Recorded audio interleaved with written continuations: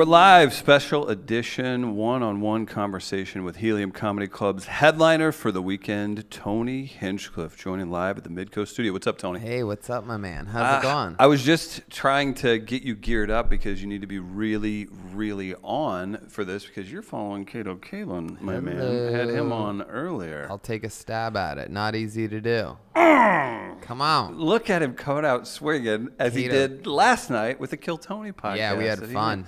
Dude, you bring an amazing crew, and then you leave this wave of super happy. Now, there's a few people I'm sure that got cut down. It's about that. You have to do a little judging. Yeah, but they're happy too. They are too, because they got to be cut down by the best. Yeah, well, I mean, I don't know about that. I'm not really the best. But I mean, you know what I mean? The whole thing's a machine. They listen to every episode, and then all of a sudden they're part of it, you know? It is exciting, and I'm serious about this. We do a weekly comedy show. We had that, and I see this wave of local comics that I respect and love all posting that this happened at Kill Tony and so-and-so's on stage and Jeremiah's up. It looked like a really good time, and it's got to be, you're up there with your buddies, number one. Yeah. In a city that you love so much like St. Louis. Yeah. And it's a unique experience, I would say, just from being out on the road alone, just doing unbelievable experience. Great crowds. You know, I love St. Louis. This is my kind of place. I'm originally from Youngstown, Ohio, and I come here and there's so much good food and so, you know, everybody's excited. We're well fed here. Yeah, yes. For sure. Shout out to the Gramophone. Did you get some Grammy Sammy? Have you been to this place? It's Everybody pretty serious. has, right? Yeah. I mean, it's unbelievable. Yeah, it is too. And there is a mix too. That's the type of place where you, in particular, could get some people real excited that Tony Hinchcliffe's eating a sandwich with them. Hey, it was crazy. The door guy recognized me when I came in. He's like, "Hey, man, I don't need to see your ID. I know who you are." He's like, "Get the helper." Right. I'm like, "All right, I'll get the helper." You walked over and made it happen? Yeah, it was incredible. That's perfect. So while you're here this weekend, is it going to be, it'll just be, I said it's going to be stand-up for the rest of the weekend, right? Yep. 4 shows of stand-up comedy and, you know, a totally different set than I did last time I was here. So I'm really excited about a lot of stuff to talk about. A lot of people have been messing up, and a lot of my set has to do with a lot of everything happening in the world except for Trump and except for anything boring. Yeah, well, that We're makes having sense. fun right now. Professional transgender athletes is the thing that's happening. Is that what's going on? That's what's happening. You know, you think I'm setting it up to do like jokes, like radio style, but I'm not. That's all I'm going to say. All I'm saying is that's one of the things that I talk about for about 7 minutes. I talk about Kevin Spacey for about 7 minutes. Okay, let's keep breaking it down. Go ahead. Yeah, I'm going to. Does Fallon Fox work her way in through that? That was the most curious of the transgender. Which one's Fallon Fox? That's the that MMA fighter that's crushing orbitals. Yep. Yeah. I go over that for a second. Yep. That makes sense. I graze over Fallon Fox. That's her name? Good for you. Yeah, I think so. If it's not, we'll just go with it.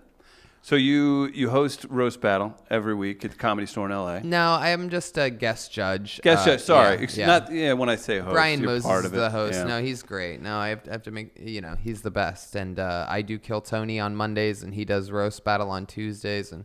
But I often stumble up there and keep the muscle worked out. That's me going to the gym, is hanging out with those guys up there, Jeff Ross and all the fun people up there on a Tuesday night. On a Tuesday, like that's what's so incredible. Whenever you pop through Los Angeles and you can literally go in on a Tuesday and see, I don't know, 10 or more very skilled comics, just top of their game, and you're 5 feet from them. And it's at midnight, and you know there's 2 rooms downstairs that are just bumping at that point in time. Everybody going up one after the other every 15 minutes, doing pure stand-up monsters. I mean, the lineups right now are ridiculous. When's the last time you saw somebody eat it at the? I mean, it happens whenever, and if somebody's trying something new, maybe it's not going to be as good. But you don't even have to say who. But it felt like any time I've been there, everybody's just bringing their A game. Yeah, you can't really bomb anymore. You have to figure it out. You can't just hard bomb. I mean, maybe there's every once in a while there will be an extremely tight crowd to where everybody's talking about it. Do you feel that when you walk in the room? Yeah. Yeah. And I don't know if that's just a bus of conservative Christians who've made it in, or I don't know who to blame. Sometimes it's both extremes. Usually, man, and that's another thing that I've noticed lately. I think the conservative Christians are having a lot more fun now than I think there's been a flip lately. Mm-hmm. I also think the what used to be considered the extreme liberals are also having more fun. What I think's happening right now is this weird middle ground of people that don't really identify as an extreme. Are they just watching things too closely and trying to involve it? It's all a narcissistic kind of jump to look who I corrected. Everybody just wants to. They're not even correcting. It's just how they react and how they handle the jokes. Like there's just sort of like this. They want to seem like better people than they are. Right. So sometimes they don't know how to laugh at something. You know what I mean? Like it's like, or they do, but then they sort of just like, haha, ooh. Like they want to seem like it's too edgy for them sometimes, and it's just the dumbest people. That's all it is. It has to be, right? Like if you're smart, you're either laughing or you're not laughing. It's one or the other. It's common sense. There's no like ooh, like weird. I'm a good guy. Like, ooh, I think I would never do that. Ooh, yeah, right. You wouldn't. Yeah. Why would you do that? Correct. And I also don't need you to react like that. Right, yeah. Right. So, like, you just end up, it just depends. But it is a weird time, man, It's like, the Christian conservatives, those are my bread and butters, man. Those are You set them up, and is it because you're maybe familiar with how you grew up and you know what's going to tickle their fancy? Like, I grew up in a rural area, and it's fun to kind of deconstruct why somebody's going to appreciate something, and maybe you're going to hit on something that they really hadn't even thought of. But well, exactly. These people just want entertainment, you know. And even Netflix has this facade of like, whoa, they can do anything over there because they don't read ads. But it's like everybody's just talking about their frickin' kids. I'm pregnant again. Really? I'll go, whoa, you got a baby on the way. Whoa, so exciting. Whoa. Anyway, it's all the same, You can't expect... I mean, there's a lot of great specials on Netflix, don't get me wrong. Oh, for sure. But when these people go out, they want to hear stuff that they can't see or hear on Netflix, or especially on frickin' baloney Conan, or like any of these old basic sinking ships. Isn't that television. Interesting? Right. Yeah. And it sucks too, because we have friends that you get to go, they do a spot somewhere, and it used to mean, and I don't want to cut it down because I'm super happy for people to get credit. It used to mean so much more to get passed by somebody, and then for you, essentially, you're in the MDMA podcast gang that is the new Carson with the Rogan crew. I mean, that's what it is. Death Squad. Whatever. You guys are almost a decade of this stuff now. Yeah. But if you're looking at what gains followers, what gets people interested now, I would say that's a fair assessment to make. I'm not the first one to say that. You just got to push it, man. I've built my livelihood on not necessarily having being that active on social media, or just or talking that much on a solo podcast. I'm not even good on podcast like this. I'm like bombing right now. I'm afraid Cato Kalin did better than me. Lou Ferrigno, he spoke very eloquently, and he was in yesterday. So, I mean, you had big shoes to fill anyway. Literally big shoes to fill. Lou Ferrigno, dude, his hands, man, they were half a finger larger than mine. What the hell is Lou Ferrigno doing in town? We're buddies. We go really? Back. We used to do steroids together. And wow, thing. The incredible bulk over here. Yes, exactly. Like we were really, really shitty tandem of heroes. He's got like a Comic-Con thing. Same thing that Cato was coming through for. It's called WizardCon or Wizard World. You should stop by there. I'm gonna go by Wizard World. I think you need to. We're doing a thing over there tomorrow. You want to jump in? Yeah, no, definitely, of course. Yeah, I want to do everything while I'm in St. Louis. I don't want to stay in my hotel room and chill at all. Just rot. Yeah, you don't want to rest up. Well, it's beautiful outside too. Yeah. How many chances in your life do you get to go to St. Louis? I mean, not many. As many as you want, really. It depends on if we've canceled Southwest routes. Like that is another thing too. Like the routes, whenever you're flying into somewhere like St. Louis, not always direct flights, and it's not that fun. Oh, we got a direct flight now. Good for you. Helium. Yeah, no, yeah, I make sure. Yeah, you That's definitely the one make sure. thing that I make sure is done. Unlike, Cato, Lou, I'm sorry that I got the direct flight and you didn't. No, Right. I'm kidding. I don't know. They had to stop off in Poughkeepsie on the way here. Yeah. So as far as you're going, you're kind of blazing your own path, Mm-hmm. super successful in the stand-up game. Kill Tony's doing great. I feel like things are growing. What do you want to do in the next few years as far as the career goes? I mean, are you going to continue just taking that next level writing job, continue just honing your craft? I don't do that anymore. I warned I've been turning down writing jobs forever. The only crazy gigs that I do now are like secret corporate. I might be helping. For example, I might be helping a friend run for president. Interesting. Yeah. Who? I can't say that. No, I'm not gonna I say think that. all of the 40 Democratic candidates are already out there. I don't know if they can fill any more. Well, maybe it's one of those. Oh my. Hello. Oh, that's what we call a tease. I feel safe enough here that I can say that, and nobody will find out. No one's gonna hear it. I feel like I'm not gonna get in trouble here in St. Louis, even though it's the internet. There's something about St. Louis. I'm like, oh, nobody will ever figure this math out. Right. They're not going to make sense of it. Maybe he was just hungover talking smack. Maybe it's not true. I think that could be it. Exactly. And it wouldn't be anybody who's been on your pal's podcast recently, would it? No. Okay. No, it wouldn't be. But yeah, as far as goals, it's one of those things where everything's changing now. Right. And it used to be, I'm going to get on the when I first started, it was still get on the Tonight Show, get a Comedy Central half hour, and then if you get good enough, maybe you'll get a Comedy Central 1 hour or a 1 hour HBO special. And that landscape is smashed. It is. You're better off literally having a special on Instagram than any of those places, or a special on YouTube. YouTube. Very true. What? Used to be a joke. Podcasts used to be a joke. Absolutely. When I was in the writers' rooms for the Comedy Central roasts and whatnot, which I still do that one gig because it's fun. You go in for a week or two, have a blast. Literally, it's everybody's favorite writing job that's in there. Anyway, but I remember being in that writers' room, 8 or 9 years ago, and podcasts were a joke. Yeah, they were the punchline. Like, oh wow, you just signed a 3-year deal to get a podcast. And the writers' room would laugh. It didn't make it to the final script, right? Because it's not funny. There is that, right? Which I was telling them, but again, these are like old school people. They see trends coming in, they go like that, right? Yeah. And I was telling them, like, that's not funny. Like, podcasts are a thing. You know what I mean? Like, major advertisers behind them more and more each day. Right, exactly. And but this was years ago. But now it's literally people are being like brought up on stage. Like, this next comedian has an amazing podcast on the same thing where it was a punchline 8 years ago.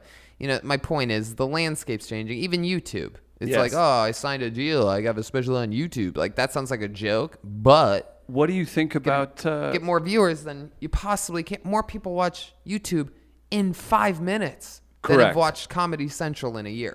At the same time, too, what do you think about putting content out on YouTube and then that rabbit hole effect? Like, if you sit down and watch, and I'm a huge comedy fan, I like it better live because it doesn't always translate in a special to where you're going to enjoy it the right way. And I'm almost 35. My attention span is going to be longer than a 22-year-old, I would think, who grew up watching clip at a time. What would you think about pushing that out there? And then they're going to end up watching more of it anyway because it's a slow drip, right? Whereas you get somebody to sit down and watch a Netflix special, I don't know, maybe you get 20 minutes in before you're kind of thinking about tapping out. Or if anything happens in your life, if anything happens in the world where you actually, fall asleep, or, oh, I got a phone call, or, oh, you know what I mean? Like anything can happen while watching a 1 hour special. Yes. So I don't think it's really the way to do it, And also it's just, there's a weird thing happening where people are like, I think people are trying to rank their favorite comedians, like think in their head like one person's better than, like, it's like joke to joke, right? It's not person to person. And I think also it's like, oh, this guy's funny on a podcast, he's now my favorite comedian. It's like, well, that's not really, it's not the same thing like, at all. Like, I mean, like I don't know, it's just No, I know exactly what you're you saying. look at Stephen Wright as a guest. I mean, now that's not a good example, actually. I'm trying to think of like a good analogy, but you know what I mean? My point is like stand-up is its own separate art form, and No, it's different too. I did a bunch of stuff, and Ian Bagg.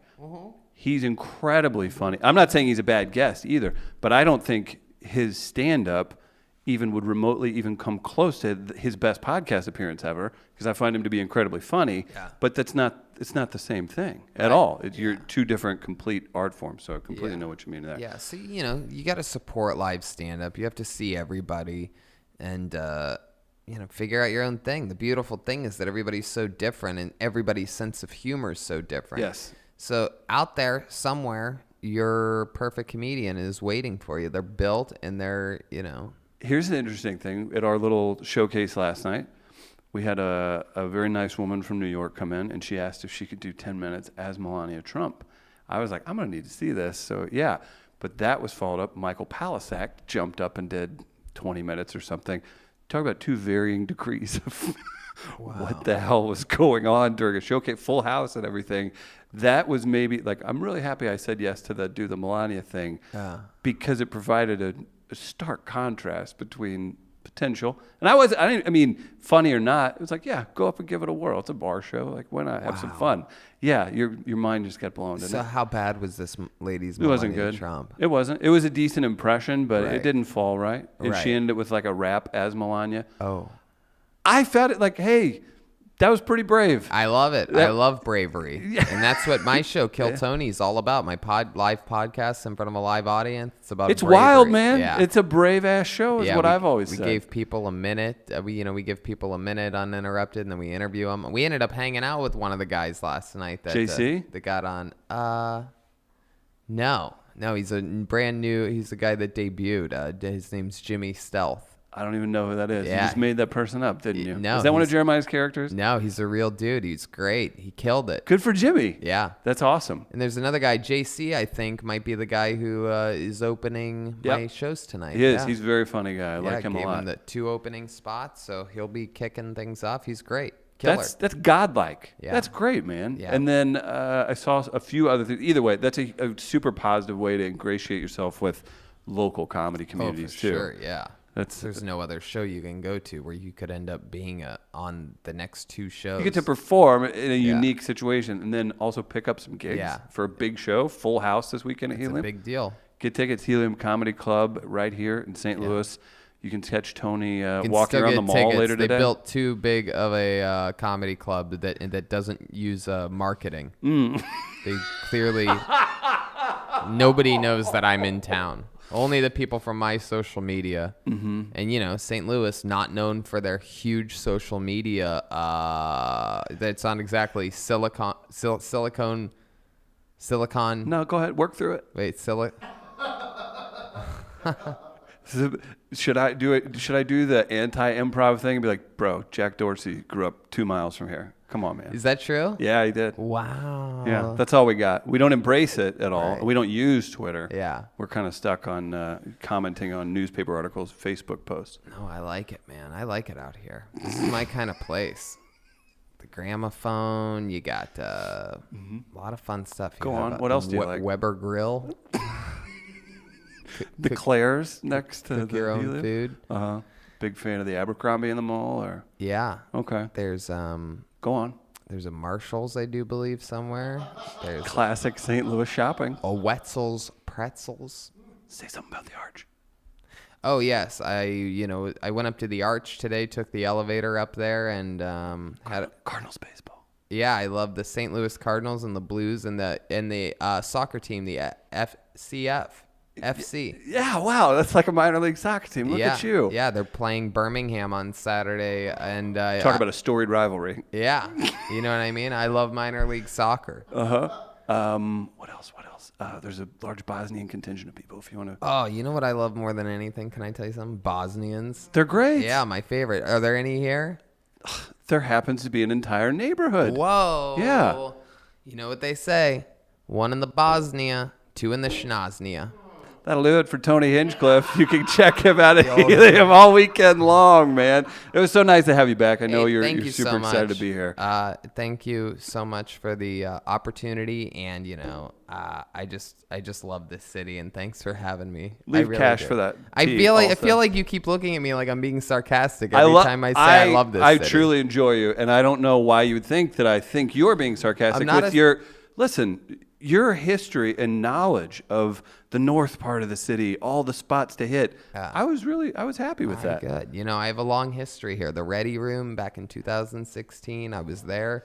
Helium, right when they opened. Yeah. Helium in 2015. Mm-hmm. Right? Yeah, of course. So they call him Tony St. Louis Hinchcliffe. That's it. That's what they know him as. You can find me in St. Louis. You know what? We had one of the St. Lunatics. Like, how St. Louis is that? There was one of the St. Lunatic, Kiwan, was in here recording something like 2 nights ago. Isn't that great? So cool. I know. We can talk more about it off air. You can ask me a bunch of questions. I have a lot of questions about Kiwan. One of my favorite St. Lunatics. Who's your second favorite? Nelly. Anyway, I mean, what am I doing? I'm just trying to be funnier than Kato Kalin, really, at this point. Good luck, bro. This is my life now. So we'll hit the City Museum tomorrow. Yep. We'll hit Forest Park. You asked about Forest Park several times. Yep. And then we'll hit Wizard World, another long-standing, old-school St. Louis tradition. Indeed, we're going to walk up the arch from 2 different sides. You and I, we're going to meet in the middle and high five. Mm-hmm. I think Nelly had a song about that called Tip Drill. Yeah. I think that's the same thing, right? Yeah. My favorite Nelly song about that was "This is how we do it." This is how we do it, St. Louis. Yeah, Yes. This is how we do it. This is how. See, Tony St. Louis Hinchcliffe. This is how we do it. We got the arch, and our shirts are starched.